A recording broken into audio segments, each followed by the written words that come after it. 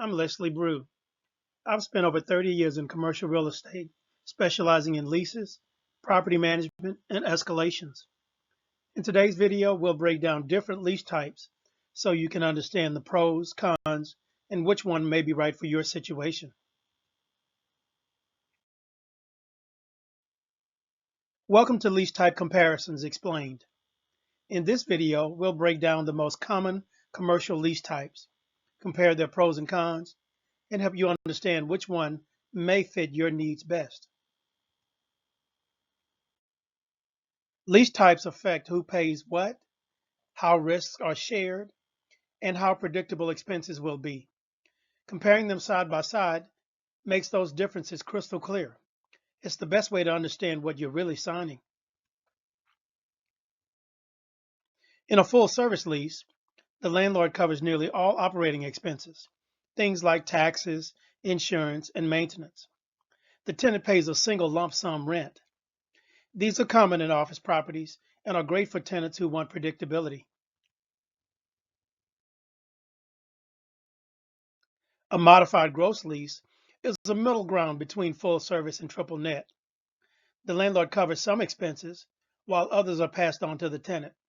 The exact split is negotiable, which makes it flexible for both sides. A triple net lease shifts most of the responsibility to the tenant, covering property taxes, insurance, and maintenance. Base rent is usually lower, but total costs often climb once expenses are factored in. These leases are common in retail and industrial properties. An expense stop lease sets a limit. The landlord pays expenses up to a certain point, usually based on a base year. Anything above that, the tenant covers. This protects landlords while still giving tenants a predictable starting point. In a base year lease, the landlord covers operating expenses for the first year. In later years, the tenant pays any increases above that base year. It's a way to stabilize costs at the start while allowing for adjustments over time. CAM reconciliations happened at year end. The landlord compares actual operating expenses to what was estimated, then bills or credits the tenant for the difference. This process ensures fairness and accuracy, but it can also be a source of surprises if costs increased unexpectedly.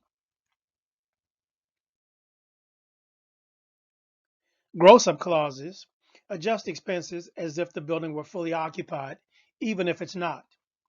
This prevents tenants in a partially vacant building from unfairly paying more than their fair share. They protect landlords' revenue and keep things equitable for tenants. Expense caps protect tenants by limiting how much certain costs can rise each year. For example, a cap might say expenses can't increase more than 5% annually. Landlords take on more risk, but tenants gain predictability.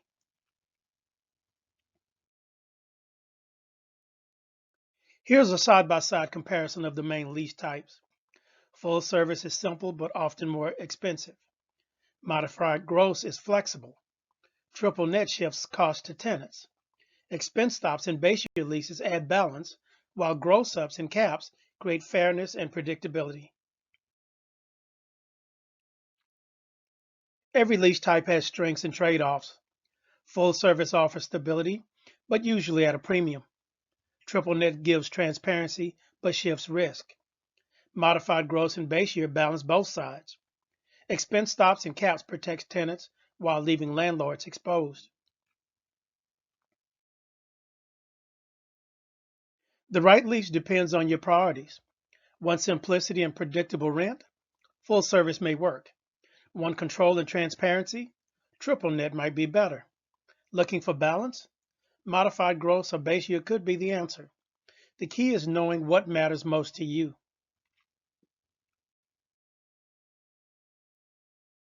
Thanks for watching Lease Type Comparisons Explained. For more videos on CAM reconciliations, lease structures, and commercial real estate tips, visit my channel, Commercial Escalations Made Easy. Don't forget to like, subscribe, and drop your questions in the comments below. I'd love to help.